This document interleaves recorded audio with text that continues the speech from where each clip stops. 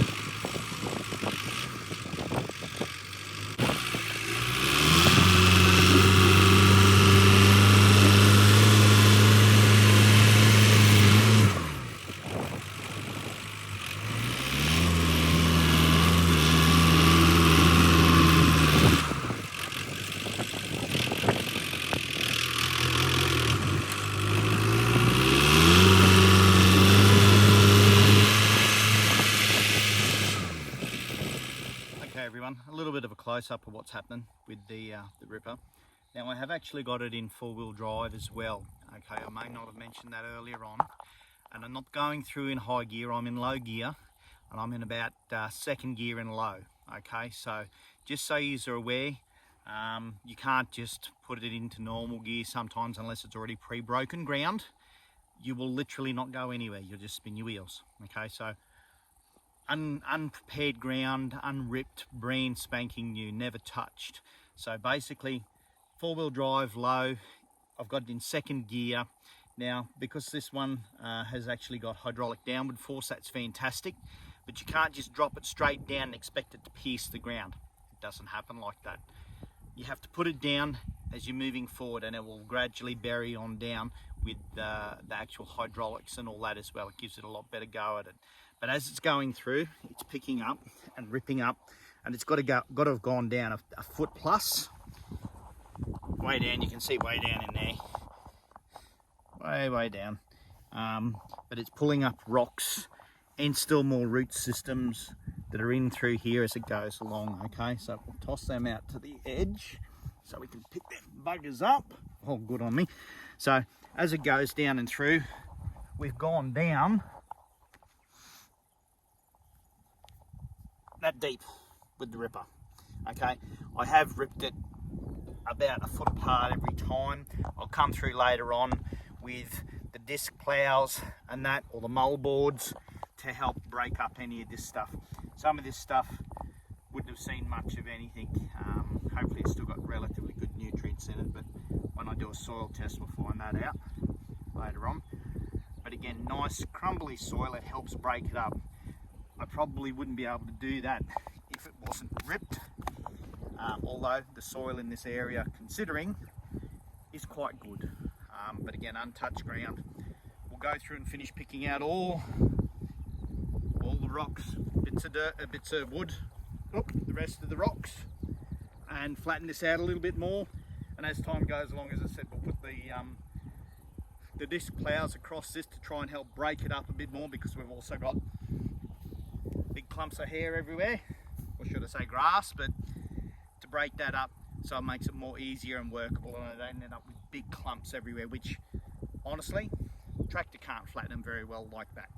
We need to change its consistency. Anyway, bye for now.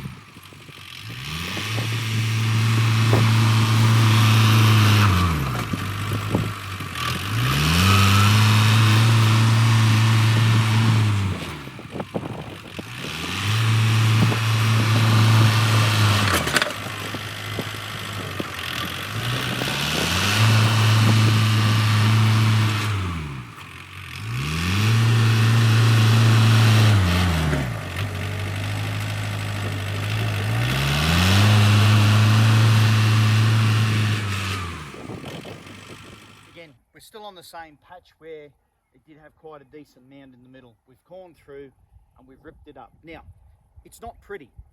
As I said, going through and ripping it and just sort of partially leveling it, that's just the beginning. To get it nice and level, we'll be going through with the disc harrows and actually turning it on over to break, again, these clumps that you see all over the show that are still there. And oh, look at this, rock, rock, rock, rock. There are still more rocks and still plenty more root systems to come out of here. It's not just put the ripper down and level it and go, oh, it should be done and finished. It doesn't happen. When you see people farming out in paddocks and you see their tractor going a million miles an hour, that ground has already been pre-done. All this stuff was done more than likely years and years ago. This here is where we're actually going to be putting the fruit trees. It doesn't look like much. The vegetable patch is further up there. Again, it's a process. It's not just do this and it should look pretty instantly. It takes a little bit of time. Okay, bye till next time, okay?